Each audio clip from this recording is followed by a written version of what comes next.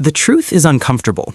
When a government says it's in debt, it doesn't mean what most people think it means. It doesn't mean the country is running out of money, it doesn't mean the state credit card is maxed out, and it definitely doesn't mean voters are the ones in control. Because once a government is deeply in debt, money stops behaving like a public tool and starts operating like a private system. And that leads to a simple but dangerous question. Who actually controls money when governments owe trillions?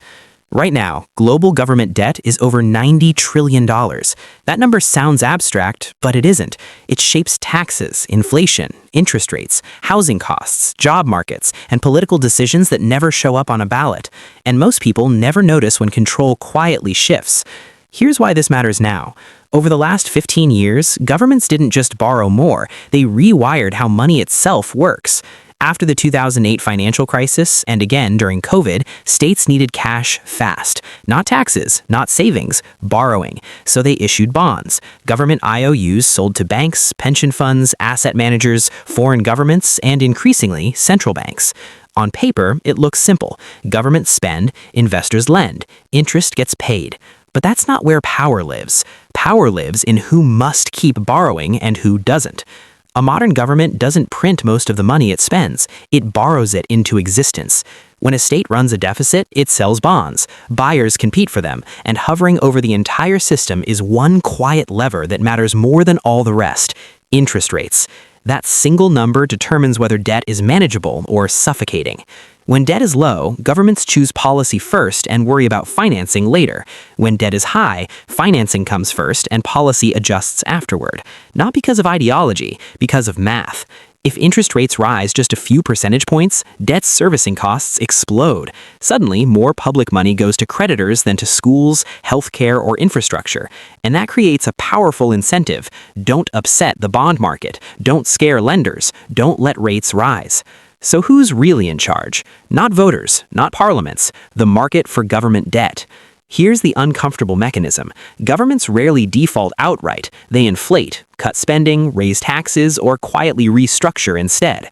Creditors know this, which means lenders gain leverage without ever issuing an order.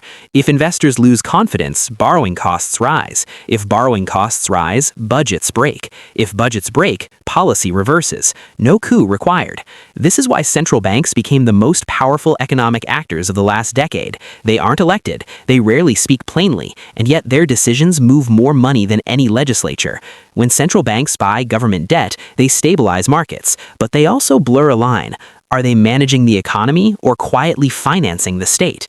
That ambiguity isn't a bug, it's the system working as designed. Publicly, we're told governments control money. Privately, every major budget is stress-tested against investor reaction. Here's the irony. Debt is framed as something governments owe to the future. In reality, it's something the present owes to capital. And capital is patient, but it isn't loyal. This creates a strange illusion of democracy. Elections change leaders, leaders promise change, but the debt remains. And debt has preferences. It prefers stability over reform, predictability over disruption, austerity over experimentation. So when people ask why governments don't just spend differently, the answer is rarely moral, it's structural. The system isn't designed for maximum freedom, it's designed for continuous refinancing. Now zoom out. This isn't about one country, it's global. The United States, Europe, Japan, all deeply indebted. Emerging markets even more fragile, often borrowing in currencies they don't control. When global interest rates rise, capital flows uphill, wealth concentrates, policy space shrinks, and debt becomes a transmission mechanism for power, not through force, through spreadsheets. The public story says money is controlled by governments. The private reality is that governments are constrained by money. And once debt passes a certain threshold, control doesn't disappear. It migrates, quietly, legally, almost invisibly. So the next time you hear that a country is running out of money, ask a different question. Not how much do they owe, but who needs to be kept calm so the borrowing can continue. Because in a debt-driven world, the real power doesn't belong to those who spend, it belongs to those who can wait.